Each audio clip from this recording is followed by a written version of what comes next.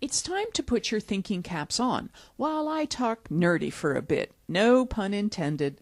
I am going to explain RAM, VRAM, GPU, CPU, and how they affect performance in Photoshop. If most of the work you are doing is image retouching and you are dealing with larger files, RAM will make a huge difference on your computer. Designers who are creating or editing 3D graphics will need dedicated VRAM or video memory added specifically for complex functions like 3D editing. Photoshop CS6 can run in 64-bit mode on both Mac and Windows. One important note, the way I explain or describe the difference between 32-bit architecture and 64-bit architecture is imaginary data traveling down the highway. You can have a highway that is 32 lanes, 16 lanes going one way, 16 going the other, and data traveling on it like a car or cars. If you have a 64-bit operating system, you now have 64 lanes of traffic with 32 lanes of data going one direction or the other and 32 on the other side. When you launch Photoshop CS6 on 64-bit Windows systems, you can open a 2 gig image 15 times faster than previous versions. Going from 32-bit to 64-bit will speed up most tasks in Photoshop by up to 6 times. If you are running a 32-bit Mac system, something that older, Photoshop only addresses about 2 gigs of RAM. Even if you have more, and on Windows in 32-bit, it will only address 3 gigs of your available RAM. If you are on Windows, this is under Edit Preferences Performance, and once performance comes up, the memory usage is typically set at the ideal values for your operating system. Windows comes in many flavors. The Mac operating system has quite a few versions. Most of the OS X these days, and here is an analogy I like to use, is that I have got from a friend of mine when I first started working in the computer industry. Memory, or RAM, random access memory, and storage, or your hard disk, the permanent place where your images go, I like milk and gasoline. They are both measured in gallons, but you don't want to mix them up. Memory, or RAM, typically comes in 1 or 2 gigs on minimal systems, and power users will often buy 4 or 8 GB of free. Hard disks come in all flavors and sizes, but today larger hard drives are anything over 100 GB. You might have 500 GB or 1,000 gigabytes, which is considered a terabyte, but I am not going to be explaining bits and bytes in this. I just want you to understand that RAM is where all of your photos or images you're editing is being worked on by Photoshop. Storage are where they permanently are stored. However, if your IT department configures a computer for you, that ideal for running Microsoft Office, they may scrimp on RAM. They may only give you 1 or 2 gigs, which according to the box is enough to run Photoshop. However, that's only if you are running Photoshop and doing simple web image editing dealing with very small files. I am going to click OK for a moment, and you will notice that the image I have open is 11 megs. And it's already been raised down. Most of my camera images are somewhere between 25 and 35 megs per image. There are some ways to see the efficiency of Photoshop. Down at the bottom left on your status bar, you can choose scratch sizes. And right now I see 2 numbers. The number on the left of 681 MB is what's being used for these 3 open images, and 11 MB file, a 6 MB file, and another 11 meg file. The number on the right is how much RAM it needs to edit these images or process these images to see it's radically larger. 5 GB is required to do editing for all 3 images that I have open, so that brings me back to the performance. On the PC, this is Edit, down at the bottom of your Edit menu. Preferences and Performance. On the Mac, Photoshop Preferences, Performance. Here you will see scratched disks. Scratched disks are where Photoshop goes when it runs out of real RAM and your hard drive has different sectors and tracks and an arm that jumps to different spots to write permanent data there.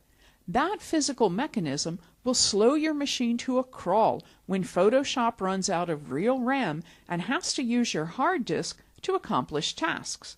So the moral to this story is, if Photoshop seems slow to you, purchase more real RAM. When I bought my laptop to go from 4 to 8 GB with an extra $500, a year after I owned it, I was able to purchase 4 more gigs for a total of 8 for $139. Really gotten very cheap, and yours may vary. But the only reason not to put more RAM in is if you are doing very small images, web images only, or if your machine's already topped out, it can hold more than 2 or 4. Video editors have a minimum of 8 to 16 GB of RAM. They might even be running 32 or more. Now the next important note here is GPU. On your computer, the CPU stands for Central Processing Unit. It's basically the engine of your computer, and the megahertz means how fast it is. But today, faster computers aren't really the ones with the fastest speed limit, or megahertz. They are the ones that have multiple CPUs, multiple core processors, and those processors are 64-bit. GPU stands for Graphics Processing Unit. It is dedicated for imaging. It's basically your video card, which is the link between your computer and what you are displaying on your screen or what you are editing or working on your monitor. An important note, if I click OK under the Help menu, I can choose System Info and then scroll down a bit and see what operating system I am running, how many processors I have, the speed, the built-in RAM memory. RAM memory runs on static electricity. Everything is instant. How much of that is free, how much Photoshop is using, and what percentage it's taken to. There's a lot more that you could surf, though here in case you are curious, but that's all I wanted to overview to start. I will click OK and come back to Edit, Preferences, Performance, and if you do not have a high-end video card or you have not purchased additional VRAM or dedicated memory just for video-specific tasks like 3D editing or rendering or running filters, then this area will be grayed out. You won't see a checkbox that says you can use the graphics processor. Photoshop CS6 has actually rated the calls that it makes to your graphics processor, things that are very VRAM intensive. It's called the Monaco engine. So if you hear the Monaco engine, it means dedicated tasks are not being processed to your computer's engine, that they are going to your video card or your GPU, your graphics processing. There is an excellent white paper on adobe.com, and I will flip over to my web browser really quick, and I will type Adobe Photoshop Performance and hit return or enter just to adobe.com, and you should be able to locate that white paper and read through it on your own. They are currently updating it for CS6, so keep an eye on adobe.com for that, and search just for Adobe Photoshop Performance. But back to Photoshop. The last few things that are very important is if you mouse over this graphics processor settings, you will see features that only work if you have extra video RAM or accelerated video card, and video cards could be $60 or $80, less than $100 for sure. Adding more VRAM will make you faster if you do run a lot of filters or 3D work, and here some of the features that only work with accelerated video cards. To rotate View Tool, Bird's Eye Zooming, Scrubby Zero, Heads Up Color Picker, a Sample Lingering, Oil Paints, which is new to CS6, lighting effects, which are very impressive in CS6, and all of the 3D enhancements like the blurred gallery, some filters like a liquefied, or features under the Edit menu like Puppet Warp, so you can read the list down here, things that work with accelerated video card. In summary, here are some tips that will help you improve Photoshop's performance. Firstly, If you only have 1 or 2 gigs of RAM, ask for more or purchase more. It's cheap enough and much less frustrating than watching progress bar. Secondly, add an accelerated video card if you don't have one. If you do have one, add more VRAM. If you only have 256 megs, go up to half a gig or 1 gig, and again, you could see that under Help System Info. And you could tell how much video RAM you have from your card vendor. Third, separate Photoshop Scratch Disk from the bootable operating system. If I come back to those performance preferences, you will notice my machine is loaded up. I do a lot of video editing, so I have separate drives dedicated for video footage, and I could make the primary scratch disk and data drive. It will be faster writing to one free drive of space than trying to jump to different spots on your startup drive that may have already had data written in erase from it many times. Fourth, don't run a lot of other programs when doing heavy Photoshop work. If you are working on really big images and you don't have sufficient RAM that day or that morning, only run Photoshop and your performance will be improved.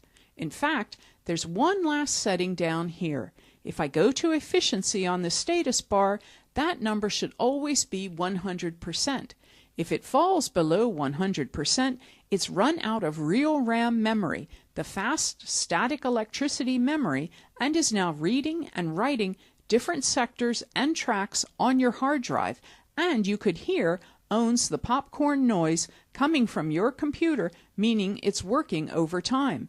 There is a couple final tips, but the last emergency tip I will tell you is, if you ever cannot save a file and you're getting error message out of memory, you could try Edit, Purge, and Purge All. You could purge just the histories, which is the undo.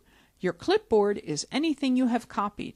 You could purge one undo or all of the above.